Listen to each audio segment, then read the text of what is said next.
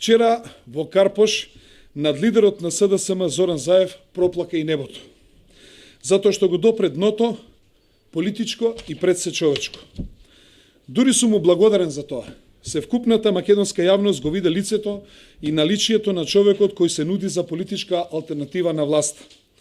Политичар кој наивно се крие зад некој кој нуди живот, а всушност единствено што нуди е злоба и омраза без граници и предрство до невидени размери.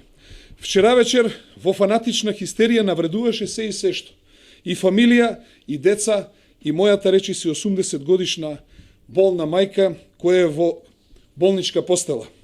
Има една кинеска поговорка која вели: ако си во право, тогаш зошто се дереш?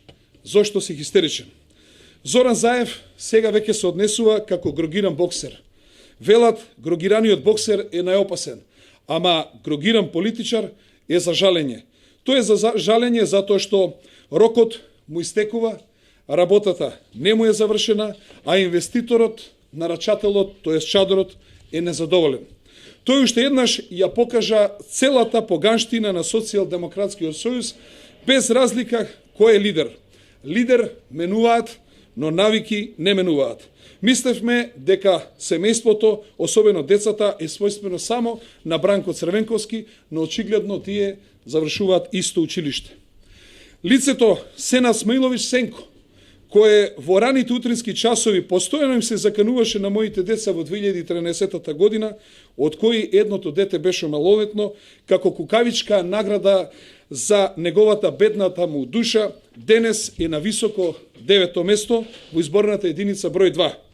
Моите синови се мажи и ќе се справат со секаков предизвик, но тоа што ја спомнува мојата болна мајка заслужува тој и јас да се пресметаме како маж со маж. Но мојата партија пред 3 дена потпиша декларација за ненасилство врз жените, а јас момички како Заев не тепам.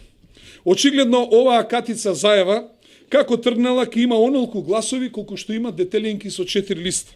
Во неговиот очај не нарекуваше бандити.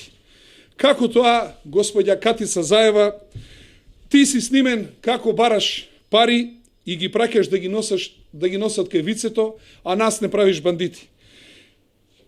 Ти мене или јас тебе ти барав 250.000 евра. Кој е бандит? Ако си чесен, зошто се покриваш со пешкир и се криеш пред граѓаните македонци кога те видоа во вилата во Канистрас во Грција?